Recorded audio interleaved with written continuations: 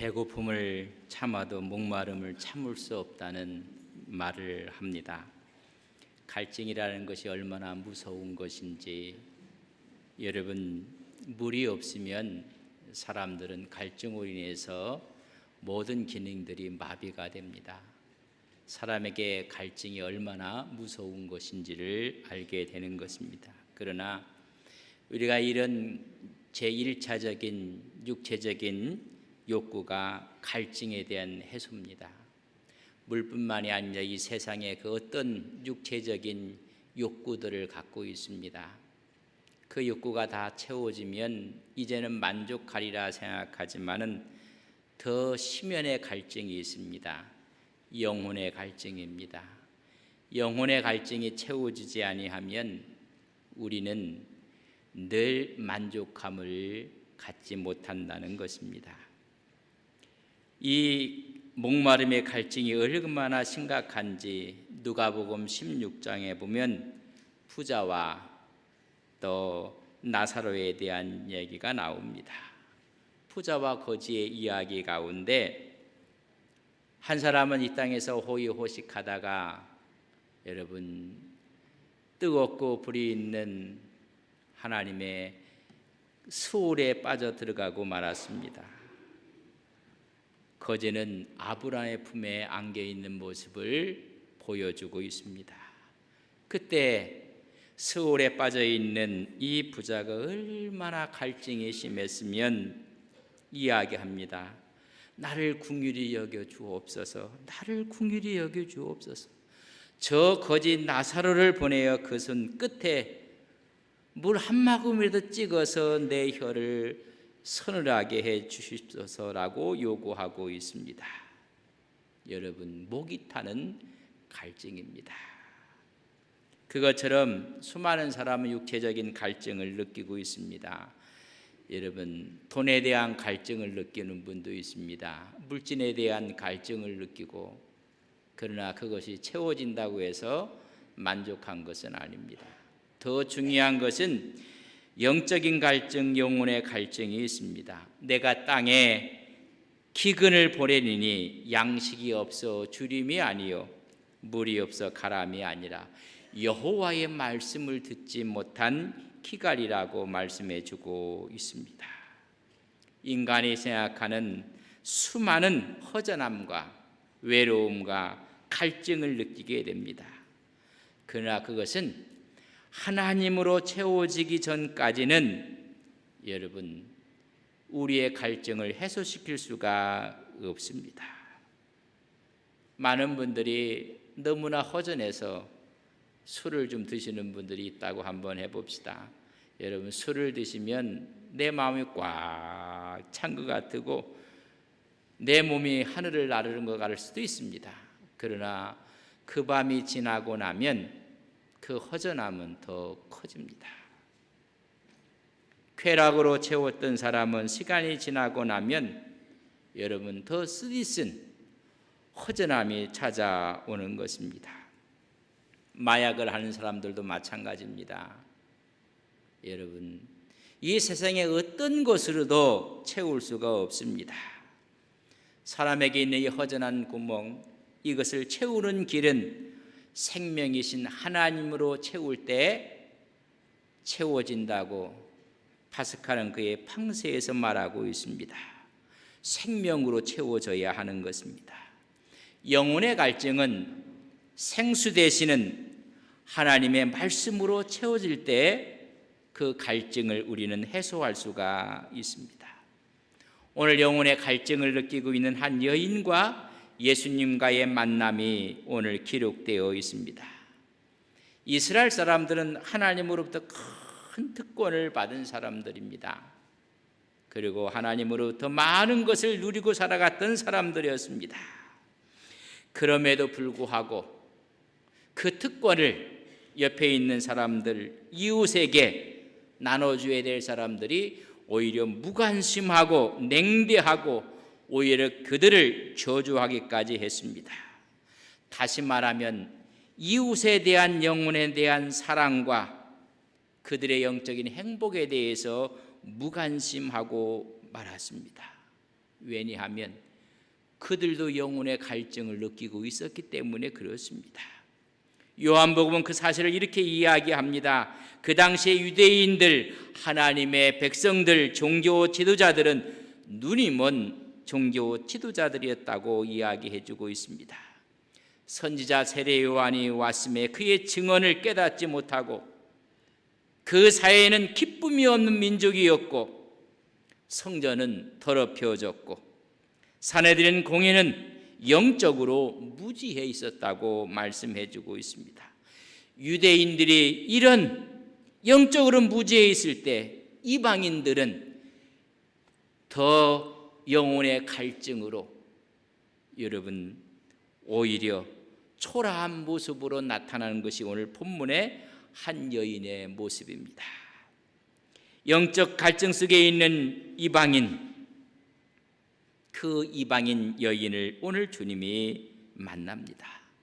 만났을 때 유대인은 사마리아인과 상종하지 않는다는 말을 오늘 이야기하고 있습니다. 다시 말하면 유대인들은 이방인들과 교제하지 않는다는 것입니다. 무관심하고 사람 취급을 하지 않았습니다.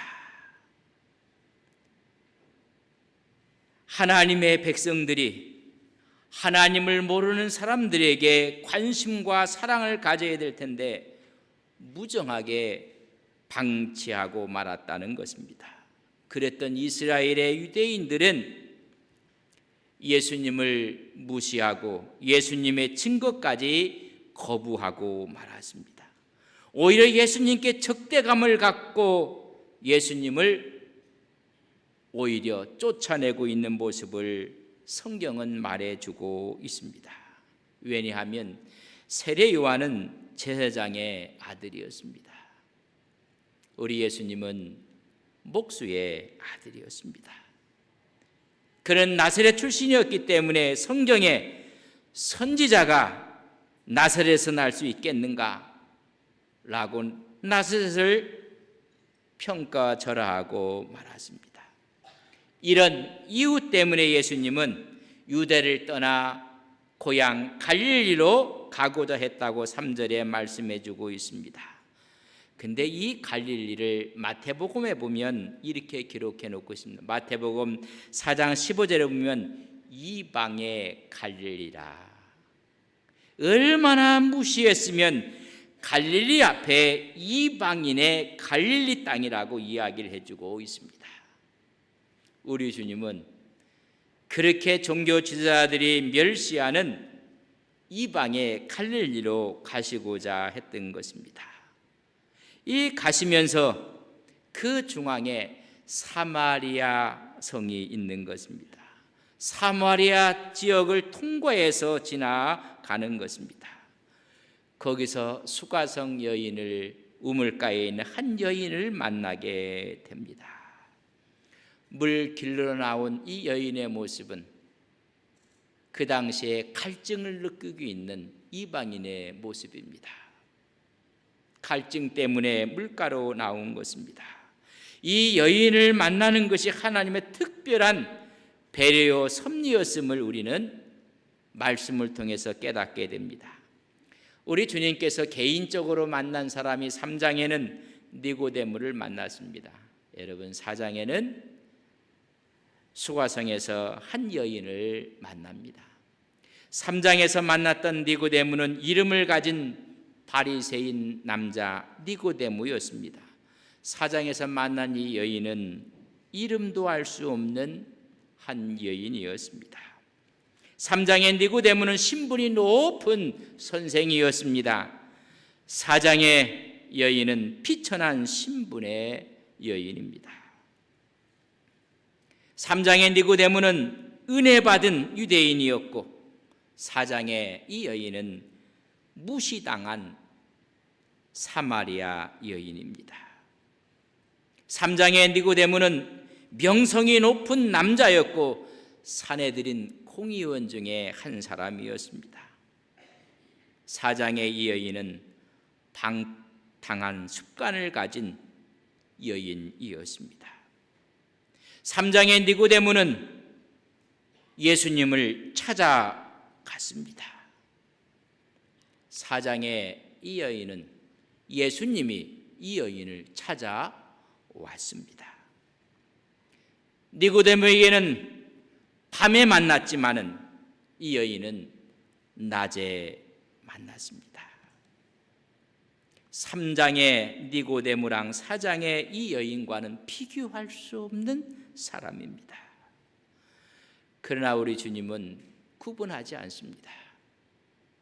초라한 이 여인을 찾아가신 것입니다. 보잘것없는 이 여인을 만나기 위해서 사마리아 지방으로 가신 것입니다. 하나님의 섭리입니다. 우리 예수님께서 갈릴리로 내려갈 때 그 길은 3가지 길이 있습니다. 그때 우리 주님은 사마리아를 통과하는 길을 선택하신 것입니다. 해변길이 있었습니다. 돌아가는 길입니다. 또 하나의 길은 요단 동편을 거쳐 베리아를 통과하는 그 길도 우회하는 길입니다. 3번째 길은 오늘 주님께서 선택한 사마리아 중심부를 통과하는 길인데 이 길이 가장 짧은 길입니다. 이 길을 사흘길이라고 이야기합니다. 예루살렘에서 갈릴리로 가는 길인데 돌아가는 길은 그의 배의 시간이 걸렸습니다. 그러나 유대인들은 어느 누구도 사마리아를 통과하지 않고 우회하면서 갔습니다. 사마리아 성에 사는 사람들에 대한 편견 때문에 그렇습니다. 상종하지 않는 사람들이 살고 있다는 것입니다. 오히려 사마리아 사람과 이야기하는 그 자체가 죄라까지 생각을 했습니다. 그렇기 때문에 멀어도 다 우회하는 길을 택해서 갔지만은 우리 주님은 사마리아로 가고 있는 것입니다. 그렇다면 이 사마리아 성은 어떤 곳인가? 이스라엘 백성들이 가나안 땅에 입성했을 때 여호수아로 인해서 땅을 분배받을 때 이 사마리아는 에브라임 지파, 므낫세 반 지파에게 주었던 배당되었던 땅입니다. 여호수아 16장 17절에 에브라임, 므낫세 반 지파가 얻은 곳입니다. 이 얻은 이곳에 에브라임 지파의 느바세 아들 여로보암이 중심으로 북이스라엘을 세운 수도 역할을 했던 곳입니다. 다행히 북쪽은 우상 숭배를 하고 말았습니다. 우상 숭배를 했던 사마리아 지역이었습니다. 하나님께서 가장 싫어하는 것이 우상 숭배였습니다. 여로보암으로 시작해서 19대 호세까지 200년 동안 우상을 섬겼던 북이스라엘입니다.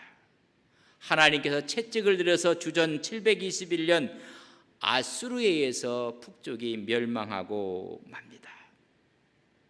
그때 아수르는 포로로 수많은 사람들을 잡아갑니다. 잡아간 후에 그 사마리아 지역에 이방 민족을 갖다 전부 다 이주를 시켰습니다. 타 민족을 유입을 시킨 것입니다. 이것이 사마리아와 유대인 사이에 멀어진 단초 역할을 한 것입니다. 열왕기하 17장 24절의 말씀을 우리 함께 보겠습니다. 같이 봅니다. 아수르 왕이 바벨론과 구다와 아와 하박과 스발화임과 사람을 옮겨다가 이스라엘 자손을 대신하여 사마리아 여러 성읍에 두매 그들이 사마리아를 차지하고 그 여러 성읍에 거주하였더라. 거기 있는 사람들을 포로로 잡아가고 이방의 여러 민족들을 사마리아로 전부 다 이주를 시켰습니다. 여러분, 하나님의 백성과 그렇지 않는 이방 민족이 섞였습니다. 피가 섞였습니다. 여러분, 종교가 혼합이 되고 말았습니다. 그래서 혼합 종교가 되고 말았습니다. 하나님을 섬기고 이방신을 섬기는 혼합 종교로 하나님의 신앙을 만들고 말았습니다. 열왕기하 17장 32절 33절을 우리 같이 한번 보겠습니다.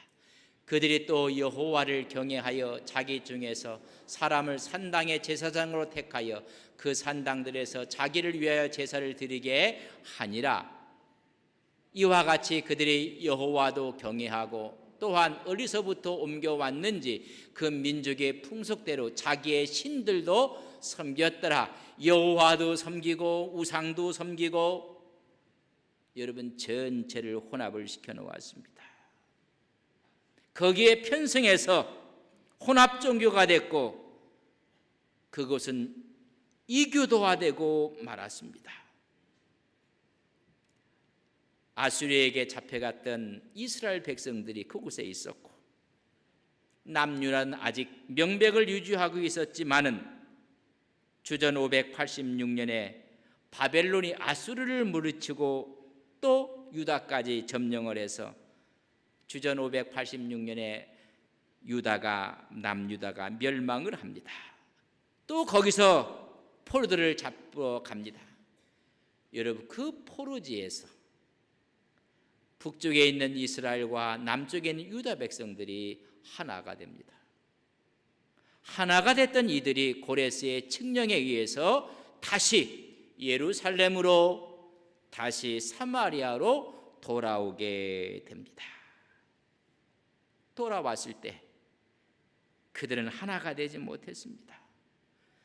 유다 지파와 베냐민 지파를 중심으로 하나님의 성전을 짓겠다는 열망을 갖고 성전을 짓는데 사마리아에 돌아왔던 사람들이 우리도 성전 짓는데 한 마음이 되자, 우리도 함께 돕겠다, 함께 지자고 이야기를 합니다. 아수르에게 멸망당하고 바벨론에게 멸망당했으면 하나가 돼서 서로가 손을 붙잡고 이 일을 감당했으면 좋았을 텐데 보기 좋게 사마리아 사람들이 거절을 당합니다. 거절하는 이유에 대해서 이야기하며 또한 우리와 상관이 없는 사람들이 이 성전 짓는데 참여하는 것을 못마땅하게 생각을 합니다. 에스라 4장 1절에서 3절에 있는 말씀을 함께 보겠습니다. 함께 봅니다. 사로잡혀갔던 자들의 자손이 이스라엘 하나님 여호와의 성전을 건축함을 유다와 베냐민의 대적이 듣고, 잘 보십시오. 1절 말씀, 유다와 베냐민 지파에게 우리가 성전을 지을 때 함께 참여하게 했던 사마리아 사람들을 여러분 대적이라고 기록했습니다. 그 사마리아 사람들이 듣고 2절 3절 같이 있습니다. 스룹베벨 족장들과 나와서 이르되 우리도 너희와 함께 건축하게 하라. 우리도 너희같이 너희 하나님을 찾노라. 아수르 왕 에셀하단이 우리를 이리로 오게 한 날부터 우리가 하나님께 제사를 드리노라 하니, 스룹바벨과 예수와 기타 이스라엘 족장들이 이르되 우리 하나님의 성전을 건축하는데 너희는 우리와 상관이 없느니라. 바사왕 고레스가 우리에게 명하신 대로 우리가 이 이스라엘 하나님 여호와를 위하여 홀로 건축할 것이니라. 우리가 할 것이니까 사마리아에 있었던 사람들은 성전의 건축에 참여할 수가 없다, 우리와 상관이 없다고 이야기를 했습니다. 하나가 될 수 있는 절호의 기회를 또 놓치고 말았습니다. 함께 두 손을 붙잡고 남과 북이 하나님의 성전을 짓는데 하나가 됐으면 좋았을 텐데 이 기회를 또 놓치고 말고 다시 원수가 됩니다. 홀로 짓겠다는 그 사람들의 말을 듣고 돌아왔던 사마리아 사람들이 성전 건축하는 것을 반대하고 오히려 거기에 참여하는 사람을 죽이려고까지 합니다. 그의 대표적인 사람들이 누구냐면 느헤미야 4장 6장에 보면 산발락, 토비야, 세겜 같은 사람을 중심으로 해서 성전 건축을 방해를 하는 것입니다. 이때 산발락을 중심으로 해서 예루살렘을 대적하기 위해서 우리도 제사할 예배 처소를 만들자, 그 만든 장소가 그리심산에 하나님의 제사드리는 전을 짓게 됩니다. 그리고 제사장 직분들을 세우게 됩니다. 마카비 전서에 나오는 이야기입니다. 그래서 그리심산에 사마리아인들이 예배하는 처소가 지어졌습니다. 오늘 4장 20절 말씀을 함께 보겠습니다. 4장 20절입니다. 같이 봅니다. 우리 조상들은 이 산에서 예배하였는데 당신들의 말은 예배할 곳이 예루살렘이 있다 하더이다. 우리의 이 사마리아 사람들이 돌아와서 성전 건축에 여러분 거부를 당하고 이 산에다가 예배 처소를 만든 산이 그리심산에 예배 처소를 만들었습니다. 좋은 기회가 왔었는데 하나님께서 아수를 들어서 치시고 바벨론을 들어 치셨을 때 하나가 되라고 하나님께서 계획하신 하나님의 섭리였는데 이 기회를 또 잊어버리고 맙니다. 사마리아 사람들이 그리심산의 예배처를 만듭니다. 그리고 모세 오경을 받아들입니다. 그렇지만은 유대인들에게 했던 역사서를 전부 다가 거부합니다. 원한에 사무친 원수지간이 되고 마는 것입니다. 대적의 관계가 되고 말았습니다. 혐오의 대상이 되고 말았습니다. 사마리아인이 낳고는 상종도 하지 않습니다. 이 사마리아는 그 말 속에 증오와 원한이 서로가 갖고 있는 언어입니다. 이런 언어를 종교 지도자들이, 바리새인들이 우리 예수님에게 붙인 단어가 사마리아 말입니다. 우리 주님을 향해서 사마리아라는 말을 붙이고 우리 주님을 증오하고 오히려 예수 그리스도의 사역을 반대했던 사람들이 여러분 종교 지도자들이었습니다. 요한복음 8장 48절을 함께 봅니다. 같이 보겠습니다. 유대인들이 대답하여 이르되 우리가 너를 사마리아 사람이라 또는 귀신이 들렸다 하는 말이 옳지 아니하냐. 유대인들이 종교 지도자들이 우리 예수님을 향해서 하는 말이 사마리아 사람이라고 하는 것입니다. 여러분 이 의미를 아시겠습니까? 사마리아 사람이라 귀신 들렸다는 말하고도 같은 말입니다. 얼마나 예수님이 눈에 가시였으면 예수님을 향해서 사마리아 사람이라고 이야기를 합니다. 이것은 모욕입니다. 그 이면에는 원한이 숨어 있습니다. 무시하고 증오하고 있다는 것입니다. 우리 주님은 이렇게 무시당하고 사셨습니다. 하나님께서 하나가 될 기회를 주셨건만 하나는커녕 증오의 대상으로 그들의 헌신을 가로막고 오히려 적대시하고 말았습니다. 우리 예수님은 이 땅에 하나님의 아들로 오셨습니다. 이 땅에 메시아로 오셨고 이 땅에 구원주로 오셨는데 오늘 갈릴리로 내려가시면서 우리 예수님은 내가 사마리아를 통과하여야 하겠는지라 그렇게 증오하고 미워한 그곳으로 굳이 가시겠다는 것입니다. 교권주의자들에게 냉대받는 이들이 있는 사마리아 사람들을 보듬기 위해서 우리 주님은 그 길로 가시겠다는 것입니다. 구원의 진리를 증거하기 위해서 그렇게 싫어하고 미워하고 증오하는 그곳을 가시겠다는 것입니다. 거기에 구원받을 백성이 있다는 것입니다. 거기에 만나야 될 사람이 있다는 것입니다. 그 만난 사람이 수가성 여인이었습니다. 우리 주님은 오늘도 우리를 만나기 위해서 사마리아 성으로 가셨던 것처럼 오시는 것입니다. 예정된 길이었고 거기에 택함 받은 죄인이 있었기에 주님은 그 길을 고집하신 것입니다. 하나님을 잃어버린 사람에게 하나님을 되찾을 수 있는 길을 주기 위해서 사마리아로 가신 것입니다. 예수님은 사마리아 성으로 가셨습니다. 우물가의 여인의 입장에서 보면 예수님은 오신 것입니다. 오늘도 우리에게 우리 주님은 다가오고 계십니다.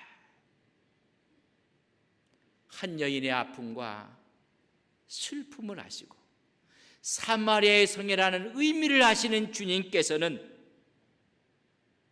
지금 우리를 향해 오시고 있다는 것입니다. 지금도 나에게 오시고 있고 우리 모두에게 다가오셔서 우리를 위로하기 위해서 오십니다. 위로해 오시는 그 주님이 오늘 우리를 만나고 싶어 하는 것입니다. 모든 사람은 영혼의 갈증을 갖고 있습니다. 그 사람을 찾아오시는 주님을 여러분 마음으로 만끽하며 모시는 귀한 믿음의 종들이 되시기를 주님의 이름으로 간절히 바랍니다.